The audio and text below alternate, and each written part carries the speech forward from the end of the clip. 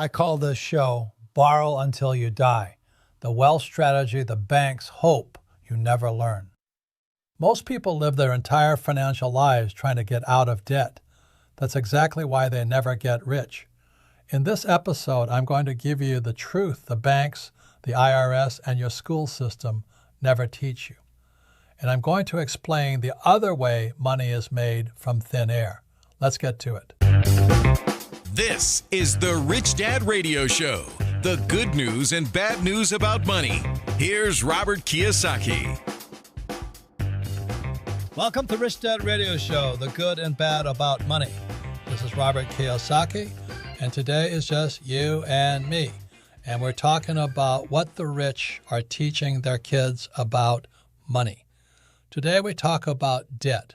Most people spend their whole life trying to get out of debt. They think that's the goal. Pay it off, own it free and clear, sleep easy at night. I'm going to tell you something that sounds wrong. That instinct is why they stay poor. Let me say that again. Trying to get out of debt is why most people never get rich. Sounds backwards. It's not. Here's the truth they never taught you in school. Money in this economy is created through debt, not earned into existence, not dug out of the ground, created through debt. So if you live debt-free, you are choosing to live outside the money system, outside the game, and people wonder why they never get ahead. Stick with me, because today I'm going to show you how the rich use debt as a weapon, while everyone else is running scared from the very thing that could set them free. People say, my goal is to be debt-free. That's what they told you. That's what your parents told you. It sounds responsible. Here's the problem. A debt-free life is a small life. Think about it. If you own nothing but what you can pay cash for, your house is small. Your business is small. Your future is small. Most people don't realize the size of your life is tied to the size of your leverage. No leverage, no growth. That's the deal nobody explains to you. And here's the part that really makes people angry. The financially uneducated use debt too. They just use it wrong. A car, a vacation, a new couch on a credit card. That's debt buying liabilities. Debt that takes money out of your pocket every single month. That's bad debt, and bad debt will bury you. But the answer was never no debt. The answer was never taught at all. Most people were only ever shown one side of the coin. They were shown the side that hurts them. Nobody showed them the other side, the side where debt bills you instead of burying you. That's the side the rich live on. They didn't get there by avoiding debt. They got there by learning which kind to chase and which kind to run from. And once you see both sides, you can't go back to thinking there's only one. Don't believe me? Look at the biggest debtor in the world, the United States government, over $40 trillion in debt and climbing. Not because it failed, because the whole system is built on debt. Every dollar in your wallet exists because somebody somewhere borrowed it into existence. Not mined, not earned, borrowed. The government spends more than it collects, decade after decade, and nothing collapses. Who covers the gap? The Federal Reserve. Federal Reserve. Say that name slow. Not federal, and no reserves to speak of. Just a name that sounds official enough that nobody questions it. If you tried that in your own life, it would collapse fast. So why doesn't it collapse for them? Think about it. If the richest, most powerful government on earth runs on debt, why were you told to avoid it? That's not an accident. That's a design. A system built on debt needs you borrowing too. It just doesn't need you borrowing smart. Here's what nobody explains. When you borrow money the right way, somebody else ends up paying it back for you. Not you, somebody else. Who that is and how it works, that's next. Don't go anywhere. 3.com. We're back. We're talking about debt. specifically the kind that makes the rich richer while it buries everyone else. Before the break, I told you somebody else pays your debt back for you. Here's how. Most people were only ever taught one kind of debt, the bad kind, a car loan, a credit card, a new couch, finance for 18 months, no interest, they said. That's debt buying a liability, something that goes down in value the moment you drive it off the lot. And who pays that debt back? You do, out of your paycheck, every single month. That's bad debt. Avoid it completely. But here's what they never showed you. There's another kind of debt entirely, good debt. Good debt buys an asset, something that goes up in value or pays you while you own it. Real estate, a business, equipment that produces income. Think about it. A 288-unit apartment building, bought using the bank's money, not the investors. Nearly $10 million borrowed at under 5% interest. The investors didn't sweat that mortgage payment every month. Take a minute. Same word, same 4 letters. D-E-B-T. Used 2 completely different ways. One buries you, one builds you an empire. Most people never learned there was a difference. They were handed one warning, debt is dangerous, and told that was the whole lesson. It's half the lesson. The other half is what separates the employee from the investor, the one who works for money and the one who makes money work for him. That's the difference.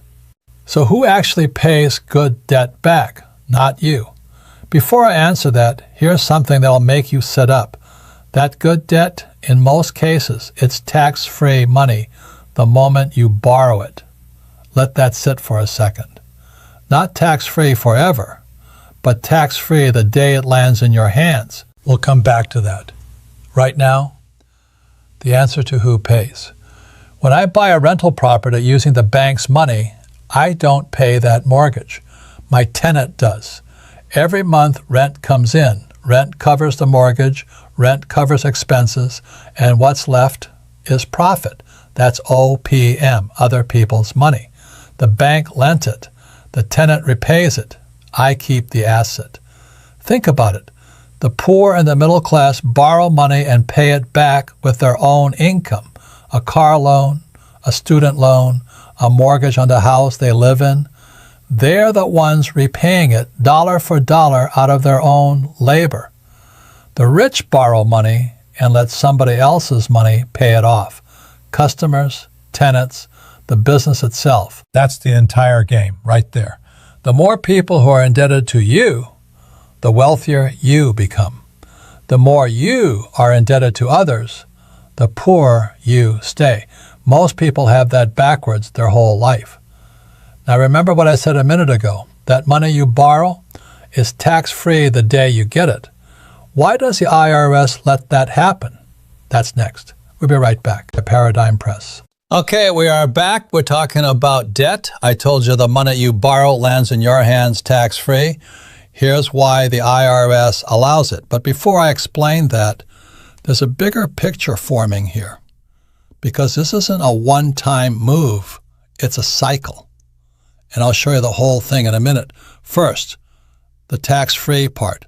The IRS taxes income, money you earned, money you sold something for. A loan is not income. It's a debt. You owe it back. So when I borrow $1 million against a property, that $1 million is not taxable, not $1 of it. IRS, Internal Revenue Service, they call it. I call it the only landlord in America who never actually owns the building, but still expects a check every month, except when it comes to debt. There they get nothing, not $1. Compare that to selling the same property. Sell it, and the IRS wants its cut of the gain, capital gains tax, a big check due immediately. Say that property gained $500,000 in value. Sell it, and a large chunk of that gain goes straight to the IRS. Borrow against it instead, and the IRS gets nothing. Zero. Same asset, same value pulled out, completely different tax bill. That's not a trick. That's not a gray area. It's written directly into the tax code, the same code your accountant has access to. Most people just never ask the question. Most people only know one way to get cash out of an asset: sell it. The rich know a second way: borrow against it. Think about it. Selling triggers tax. Borrowing doesn't. That's why the rich almost never sell. They refinance instead. And when you refinance, you don't just avoid taxes. You get to do it again and again. Same property, same debt, cash coming out of it year after year, and none of it taxable. That's the part most people have never even heard of. Well, here's the cycle, start to finish. Borrow against an asset, tax-free. Use that money to buy another cash-flowing asset. Let tenants or customers or the business pay that new debt off. Then once the new asset has grown in value, refinance it. Pull the equity back out, tax-free again. Buy the next asset, repeat. Borrow, buy, let someone else pay it down, refinance, repeat. Every single time, more tax-free cash. Every single time, a bigger asset base. This is what some investors call velocity of money. Your money never sits still. It moves from deal to deal, working harder each time, while you never write a check for it twice. Compare that to the saver doing the opposite. Money sitting in a bank account, earning almost nothing, losing value to inflation every single year it sits still. They measure that with the CPI, Consumer Price Index they call it. I call it covertly printed inflation. Same number, same chart, different truth. Stagnant money loses, moving money wins. And here's a part that breaks people's brains. You never sell. If you never sell, you never owe the tax. Most people are chasing the day they can cash out. The rich are avoiding that day forever. But that raises the obvious question. You can't refinance forever. Eventually, you die. So what happens to all that debt then? Does the IRS finally get its money? Does your family inherit a mountain of loans they can't pay? That's exactly the question that stops most people cold. It's also the most misunderstood part of the entire strategy, because the answer isn't what you'd expect. It's not a loophole. It's not something a clever accountant invented in secret. It's built into the tax code, in plain sight, and almost nobody uses it. So here's what happens when you die still holding the asset, still holding the debt. Your heirs inherit the property, and the IRS resets its value to what it's worth on that day, not what you originally paid. That's called a stepped-up basis. All those decades of growth, the gain you never sold, never got taxed on, it disappears. For tax purposes, it never happened. Say you bought a building for $500,000, and by the time you die, it's worth $3 million. Your heirs' basis isn't $500,000, it's $3 million, starting today. They can sell immediately, owe little or nothing in gains, and pay off the debt with the proceeds if they choose to. Compare that to inheriting a stock portfolio or a business still carrying its original, decades-old cost basis. The tax bill on that can be brutal. Real estate held this way doesn't work like that. That's a difference nobody explains at the dinner table.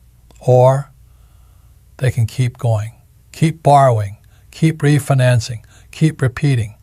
The cycle doesn't end when you die. It just changes hands. That's why the wealthy say it plainly. Borrow, buy, die. Sounds cold when you first hear it. It's not cold. It's just the rule book nobody handed you. But none of this works if you're borrowing the way most people borrow. There's one rule that decides everything. Break it, and this whole strategy turns into a disaster. People hear borrow until you die and panic. They think I'm telling you to go get reckless. I'm not. This strategy has destroyed people too, plenty of them, because they broke the one rule. Here it is. If you are the one paying the debt, it's bad debt. If someone else is paying the debt, it's good debt. That's it. That's the entire test. A car loan. You pay it every month out of your own paycheck. A credit card. You pay it. A mortgage on the house you live in. You pay it every month. Principal, interest, taxes, insurance. PITI they call it. I call it pay it till I'm dead. Student loans. Personal loans. That no interest for 18 months furniture deal. All bad debt. All of it. All coming out of your pocket. A fourplex with tenants. They pay it. A business with customers. They pay it. A piece of equipment that produces more income than its payment. It pays for itself. An asset that produces income covers its own debt and pays you on top of it.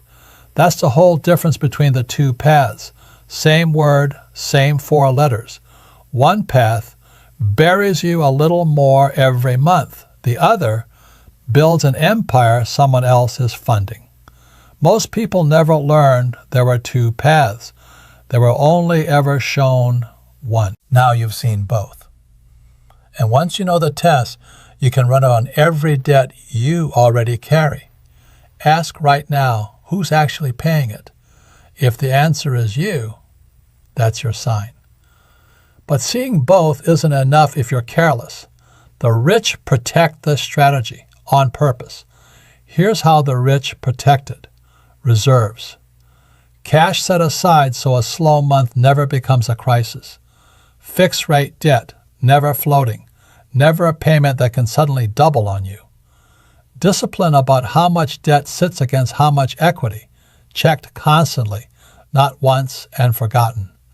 And a team, bankers, accountants, property managers, people who understand this better than you do, checking your work. This is not a strategy for someone with no plan. It's a strategy for someone who respects what they're holding. The banks aren't afraid of debt either. They just never let it control them. They control it.